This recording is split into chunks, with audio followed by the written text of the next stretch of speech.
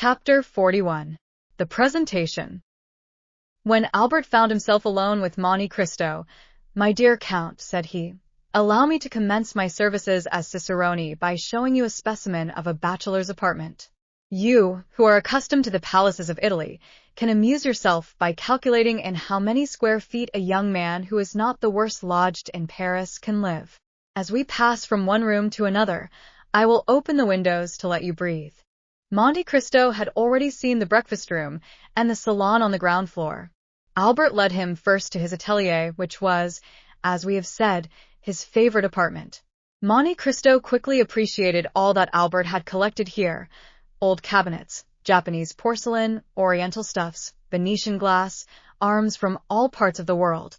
Everything was familiar to him, and at the first glance he recognized their date, their country, and their origin. Morcerf had expected he should be the guide. On the contrary, it was he who, under the Count's guidance, followed a course of archaeology, mineralogy, and natural history. They descended to the first floor. Albert led his guest into the salon. The salon was filled with the works of modern artists. There were landscapes by Dupré, with their long reeds and tall trees, their lowing oxen and marvelous skies; Delacroix's Arabian cavaliers, with their long white burnouses, their shining belts, their damasked arms, their horses, who tore each other with their teeth while their riders contended fiercely with their maces; aquarelles of Boulanger, representing Notre Dame de Paris, with that vigor that makes the artist the rival of the poet. There were paintings by Diaz, who makes his flowers more beautiful than flowers, his suns more brilliant than the sun; designs by Decamp, as vividly colored as those of Salvator Rosa, but more poetic; pastels by Giroux and Muller, representing children like angels and women with the features of a virgin; sketches torn from the album of Dosat's Travels in the East, that had been made in a few seconds on the saddle of a camel, or beneath the dome of a mosque. In a word, all that modern art can give in exchange, and as recompense for the art lost and gone with ages long since past.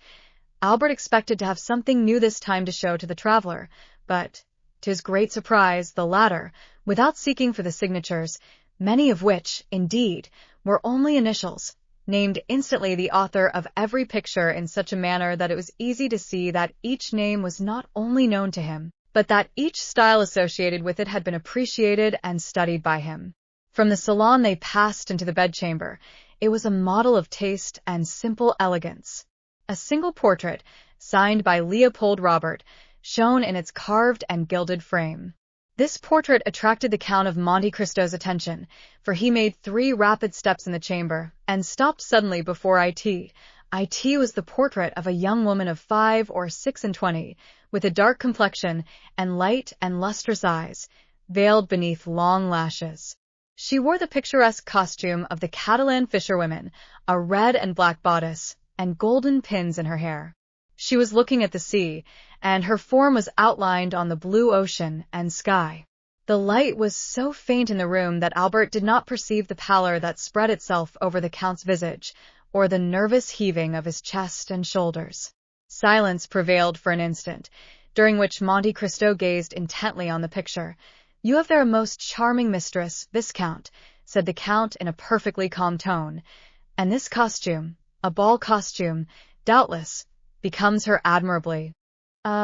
Monsieur," returned Albert, "I would never forgive you this mistake if you had seen another picture beside this. You do not know my mother. She it is whom you see here. She had her portrait painted thus 6 or 8 years ago. This costume is a fancy one, it appears, and the resemblance is so great that I think I still see my mother the same as she was in 1830. The Countess had this portrait painted during the Count's absence. She doubtless intended giving him an agreeable surprise, but, strange to say, this portrait seemed to displease my father, and the value of the picture, which is, as you see, one of the best works of Leopold Robert, could not overcome his dislike to it. It is true, between ourselves, that M. de Morcerf is one of the most assiduous peers at the Luxembourg, a general renowned for theory, but a most mediocre amateur of art. It is different with my mother, who paints exceedingly well, and who, unwilling to part with so valuable a picture, gave it to me to put here, where it would be less likely to displease M. de Morcerf, whose portrait, by Gros, I will also show you. Excuse my talking of family matters, but as I shall have the honor of introducing you to the Count, I tell you this to prevent you making any allusions to this picture. The picture seems to have a malign influence, for my mother rarely comes here without looking at it, and still more rarely does she look at it without weeping. This disagreement is the only one that has ever taken place between the Count and Countess, who are still as much united, although married more than 20 years, as on the first day of their wedding. Monte Cristo glanced rapidly at Albert, as if to seek a hidden meaning in his words, but it was evident the young man uttered them in the simplicity of his heart. "Now," said Albert, "that you have seen all my treasures, allow me to offer them to you, unworthy as they are. Consider yourself as in your own house, and to put yourself still more at your ease, pray accompany me to the apartments of M. de Morcerf, he whom I wrote from Rome an account of the services you render me, and to whom I announced your promised visit, and I may say that both the Count and Countess anxiously desire to thank you in person. You are somewhat blasé, I know, and family scenes have not much effect on Sinbad the sailor, who has seen so many others. However, accept what I propose to you as an initiation into Parisian life, a life of politeness, visiting, and introductions." Monte Cristo bowed without making any answer. He accepted the offer without enthusiasm and without regret, as one of those conventions of society which every gentleman looks upon as a duty. Albert summoned his servant, and ordered him to acquaint M. and Madame de Morcerf of the arrival of the Count of Monte Cristo. Albert followed him with the Count. When they arrived at the antechamber, above the door was visible a shield, which, by its rich ornaments and its harmony with the rest of the furniture, indicated the importance the owner attached to this blazon. Monte Cristo stopped and examined it attentively. "Azure 7 merlets, or place spender," said he. "These are, doubtless, your family arms? Except the knowledge of blazons that enables me to decipher them, I am very ignorant of heraldry. A count of a fresh creation, fabricated in Tuscany by the aid of a commandery of St. Stephen, and who would not have taken the trouble had I not been told that when you travel much it is necessary. Besides, you must have something on the panels of your carriage, to escape being searched by the custom-house officers. Excuse my putting such a question to you." "It is not indiscreet," returned Morcerf, with the simplicity of conviction. "You have guessed rightly.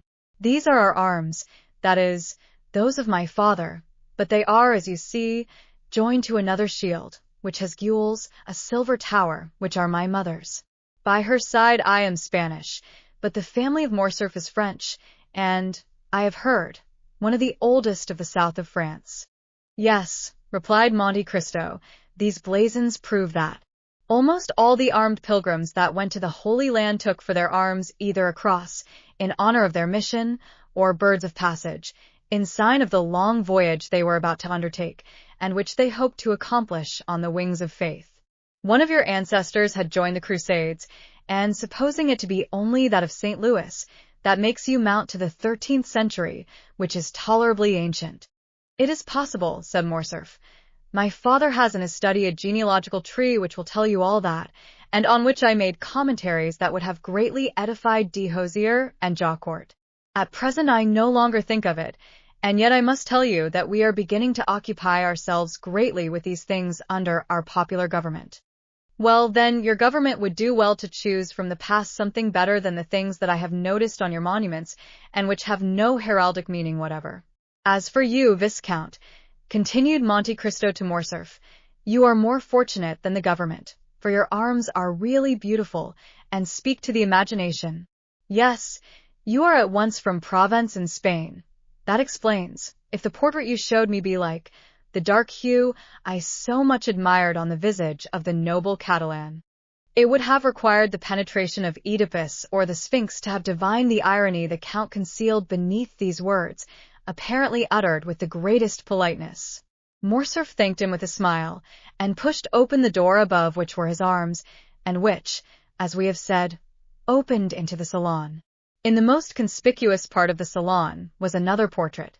It was that of a man from 5 to 38, in the uniform of a general officer, wearing the double epaulette of heavy bullion, that indicates superior rank, the ribbon of the Legion of Honor around his neck, which showed he was a commander, and on the right breast, the star of a Grand Officer of the Order of the Savior, and on the left that of the Grand Cross of Charles III, which proved that the person represented by the picture had served in the wars of Greece and Spain, or what was just the same thing as regarded decorations, had fulfilled some diplomatic mission in the two countries.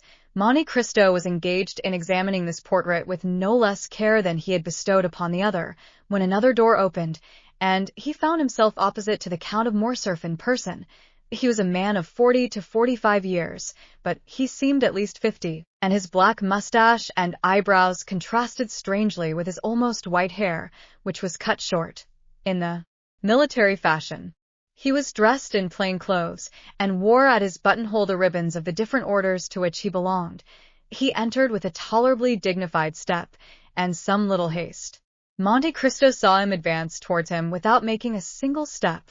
It seemed as if his feet were rooted to the ground, and his eyes on the Count of Morcerf.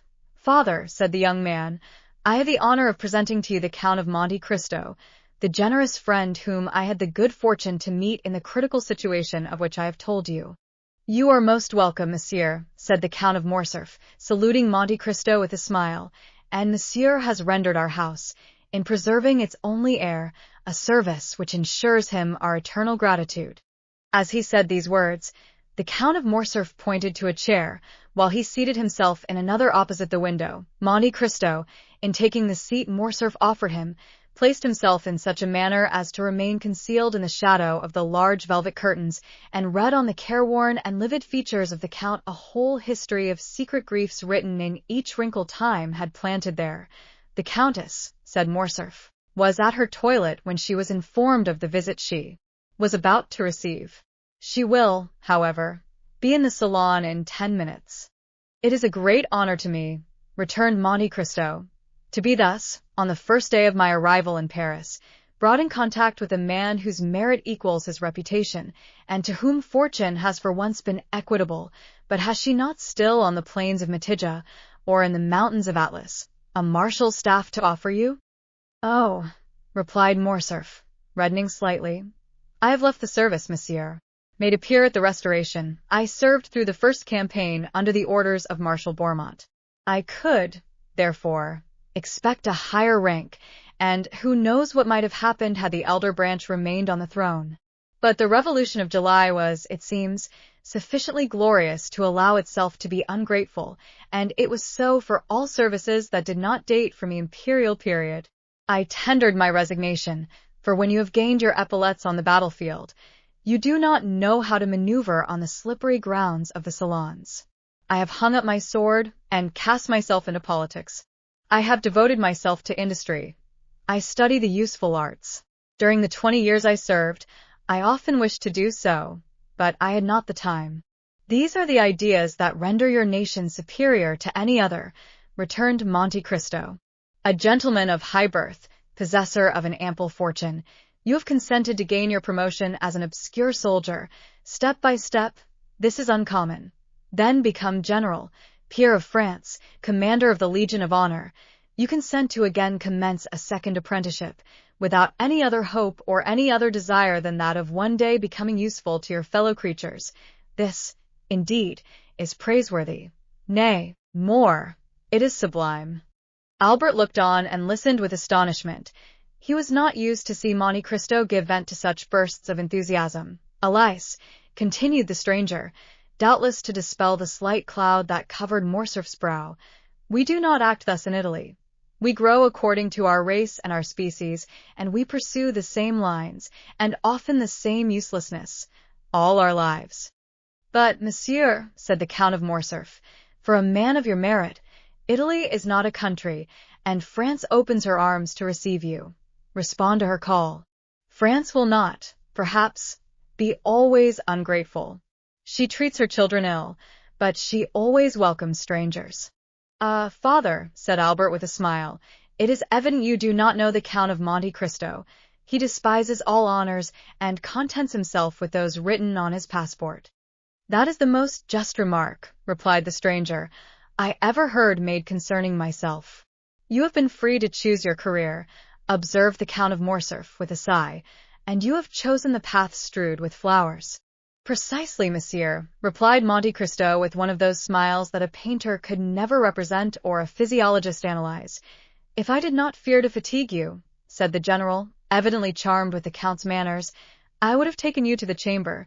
There is a debate very curious to those who are strangers to our modern senators. I shall be most grateful, monsieur, if you will, at some future time, renew your offer, but I have been flattered with the hope of being introduced to the Countess, and I will therefore wait. Here is my mother, cried the Viscount. Monte Cristo turned round hastily and saw Madame de Morcerf at the entrance of the salon, at the door opposite to that by which her husband had entered, pale and motionless. When Monte Cristo turned round, she let fall her arm, which for some unknown reason had been resting on the gilded doorpost. She had been there some moments, and had heard the last words of the visitor. The latter rose and bowed to the Countess, who inclined herself without speaking. "Ah, good heavens, madam," said the Count, "are you ill, or is it the heat of the room that affects you?" "Are you ill, mother?" cried the Viscount, springing towards her. She thanked them both with a smile. "No," returned she, "but I feel some emotion on seeing, for the first time, the man without whose intervention we should have been in tears and desolation. Monsieur," continued the Countess, advancing with the majesty of a queen, "I owe to you the life of my son, and for this I bless you. Now, I thank you for the pleasure you give me in thus affording me the opportunity of thanking you, as I have blessed you, from the bottom of my heart." The Count bowed again, but lower than before. He was even paler than Mercédès. "Madam," said he, "the Count and yourself recompense too generously a simple action. To save a man, to spare a father's feelings or a mother's sensibility, is not to do a good action, but a simple deed of humanity." At these words, uttered with the most exquisite sweetness and politeness, Madame de Morcerf replied, "It is very fortunate for my son, monsieur, that he found such a friend, and I thank God that things are thus." And Mercédès raised her fine eyes to heaven with so fervent an expression of gratitude that the Count fancied he saw tears in them. De Morcerf approached her. "Madam," said he, "I have already made my excuses to the Count for quitting him, and I pray you to do so also. The sitting commences at 2. It is now 3, and I am to speak." "Go, then, and monsieur and I will strive our best to forget your absence," replied the Countess, with the same tone of deep feeling. "Monsieur," continued she, turning to Monte Cristo, "will you do us the honor of passing the rest of the day with us? Believe me, madam, I feel most grateful for your kindness, but I got out of my traveling carriage at your door this morning, and I am ignorant how I am installed in Paris, which I scarcely know. This is but a trifling inquietude, I know, but one that may be appreciated." "We shall have the pleasure another time," said the Countess. "You promise that?" Monte Cristo inclined himself without answering, but the gesture might pass for assent. "I will not detain you, monsieur," continued the Countess. "I would not have our gratitude become indiscreet or importunate." "My dear Count," said Albert, "I will endeavor to return your politeness at Rome, and place my coupe at your disposal until your own be ready." "A thousand thanks for your kindness, Viscount," returned the Count of Monte Cristo, "but I suppose that Bertuccio has suitably employed the 4 hours and a half I have given him, and that I shall find a carriage of some sort ready at the door." Albert was used to the Count's manner of proceeding. He knew that, like Nero, he was in search of the impossible, and nothing astonished him, but wishing to judge with his own eyes how far the Count's orders had been executed, he accompanied him to the door of the house. Monte Cristo was not deceived. As soon as he appeared in the Count of Morcerf's antechamber, a footman, the same who at Rome had brought the Count's card to the 2 young men and announced his visit, sprang into the vestibule, and when he arrived at the door the illustrious traveler found his carriage awaiting him. It was a coupe of Kohler's building, and with horses and harness for which Drake had, to the knowledge of all the lions of Paris, refused on the previous day 700 guineas. "Monsieur," said the Count to Albert, "I do not ask you to accompany me to my house, as I can only show you a habitation fitted up in a hurry, and I have, as you know, a reputation to keep up as regards not being taken by surprise. Give me, therefore, one more day before I invite you. I shall then be certain not to fail in my hospitality. If you ask me for a day, Count, I know what to anticipate. It will not be a house I shall see, but a palace. You have decidedly some genius at your control. Ma foi, spread that idea, replied the Count of Monte Cristo, putting his foot on the velvet-lined steps of a splendid carriage, and that will be worth something to me among the ladies. As he spoke, he sprang into the vehicle. The door was closed, but not so rapidly that Monte Cristo failed to perceive the almost imperceptible movement which stirred the curtains of the apartment in which he had left Madame de Morcerf. When Albert returned to his mother, he found her in the boudoir reclining in a large velvet armchair, the whole room so obscure that only the shining spangle, fastened here and there to the drapery, and the angles of the gilded frames of the pictures showed with some degree of brightness in the gloom. Albert could not see the face of the Countess, as it was covered with a thin veil she had put on her head, and which fell over her features in misty folds, but it seemed to him as though her voice had altered. He could distinguish, amid the perfumes of the roses and heliotropes in the flower-stands, the sharp and fragrant odor of volatile salts, and he noticed in one of the chased cups on the mantelpiece the Countess's smelling bottle, taken from its shagreen case, and exclaimed in a tone of uneasiness, as he entered, "My dear mother, have you been ill during my absence?" No, Albert, but you know these roses, tuberoses, and orange flowers throw out at first, before one is used to them, such violent perfumes. Then, my dear mother, said Albert, putting his hand to the bell, they must be taken into the antechamber. You are really ill, and just now were so pale as you came into the room. Was I pale, Albert? Yes, a pallor that suits you admirably, mother, but which did not the less alarm my father and myself. Did your father speak of it? Inquired Mercédès eagerly. No, madam, but do you not remember that he spoke of the fact to you? Yes, I do remember, replied the Countess. A servant entered, summoned by Albert's ring of the bell. Take these flowers into the anteroom or dressing-room, said the Viscount. They make the Countess ill. The footman obeyed his orders. A long pause ensued, which lasted until all the flowers were removed. What is this name of Monte Cristo? Inquired the Countess, when the servant had taken away the last vase of flowers. Is it a family name, or the name of the estate, or a simple title? I believe, mother, it is merely a title. The Count purchased an island in the Tuscan archipelago, and, as he told you today, has founded a commandery. You know the same thing was done for St. Stephen of Florence, St. George Constantinian of Parma, and even for the Order of Malta. Except this, he has no pretension to nobility and calls himself a chance count, although the general opinion at Rome is that the Count is a man of very high distinction. His manners are admirable, said the Countess, at least, as far as I could judge in the few minutes he remained here. They are perfect, mother, so perfect that they surpass by far all I have known in the leading aristocracy of the three proudest nobilities of Europe, the English, the Spanish, and the German. The Countess paused a moment. Then, after a slight hesitation, she resumed. You have seen, my dear Albert, I ask the question as a mother, you have seen M. de Monte Cristo in his house. You are quick-sighted, have much knowledge of the world, more tact than is usual at your age. Do you think the Count is really what he appears to be? What does he appear to be? Why, you have just said, a man of high distinction. I told you, my dear mother, he was esteemed such. But what is your own opinion, Albert?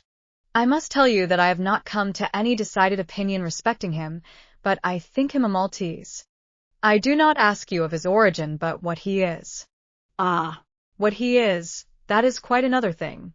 I have seen so many remarkable things in him, that if you would have me really say what I think, I shall reply that I really do look upon him as one of Byron's heroes, whom misery has marked with a fatal brand, some Manfred, some Lara, some Werner, one of those wrecks, as it were, of some ancient family, who, disinherited of their patrimony, have achieved one by the force of their adventurous genius, which has placed them above the laws of society. You say.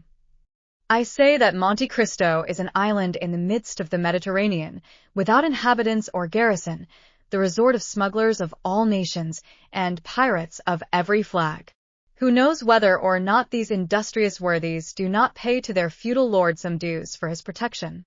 That is possible, said the Countess, reflecting. Never mind, continued the young man, smuggler or not.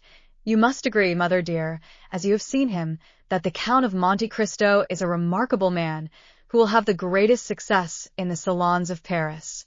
Why, this very morning, in my rooms, he made his entrée amongst us by striking every man of us with amazement, not even excepting Chateau Renaud. And what do you suppose is the Count's age? Inquired Mercedes, evidently attaching great importance to this question. 35 or 36, mother. So young. It is impossible, said Mercedes, replying at the same time to what Albert said as well as to her own private reflection. It is the truth, however. 3 or 4 times he has said to me, and certainly without the slightest premeditation, at such a period I was 5 years old, at another 10 years old, at another 12, and I, induced by curiosity, which kept me alive to these details, have compared the dates, and never found him inaccurate. The age of this singular man, who is of no age, is then, I am certain, 35. Besides, mother, remark how vivid his eye, how raven-black his hair, and his brow, though so pale, is free from wrinkles. He is not only vigorous, but also young. The Countess bent her head, as if beneath a heavy wave of bitter thoughts. And has this man displayed a friendship for you, Albert? She asked with a nervous shudder. I am inclined to think so. And do you like him? Why, he pleases me in spite of Franz d'Épinay, who tries to convince me that he is a being returned from the other world. The Countess shuddered. Albert, she said, in a voice which was altered by emotion, I have always put you on your guard against new acquaintances. Now you are a man, and are able to give me advice, yet I repeat to you, Albert, be prudent. Why, my dear mother, it is necessary, in order to make your advice turn to account, that I should know beforehand what I have to distrust. The Count never plays. He only drinks pure water tinged with a little sherry, and is so rich that he cannot, without intending to laugh at me, try to borrow money. What, then, have I to fear from him? You are right, said the Countess, and my fears are weakness, especially when directed against a man who has saved your life. How did your father receive him, Albert? It is necessary that we should be more than complaisant to the Count. De Morcerf is sometimes occupied, his business makes him reflective, and he might, without intending it. Nothing could be in better taste than my father's demeanor, madam, said Albert. Nay, more, he seemed greatly flattered at 2 or 3 compliments which the Count very skilfully and agreeably paid him with as much ease as if he had known him these 30 years. Each of these little tickling arrows must have pleased my father, added Albert with a laugh. And thus they parted the best possible friends, and de Morcerf even wished to take him to the chamber to hear the speakers. The Countess made no reply. She fell into so deep a reverie that her eyes gradually closed. The young man, standing up before her, gazed upon her with that filial affection which is so tender and endearing with children whose mothers are still young and handsome. Then, after seeing her eyes closed and hearing her breathe gently, he believed she had dropped asleep and left the apartment on tiptoe, closing the door after him with the utmost precaution. This devil of a fellow, he muttered, shaking his head. I said at the time he would create a sensation here, and I measure his effect by an infallible thermometer. My mother has noticed him, and he must therefore, perforce, be remarkable. He went down to the stables, not without some slight annoyance, when he remembered that the Count of Monte Cristo had laid his hands on a turnout, which sent his bays down to second place in the opinion of connoisseurs. Most decidedly, said he, men are not equal, and I must beg my father to develop this theorem in the Chamber of Peers.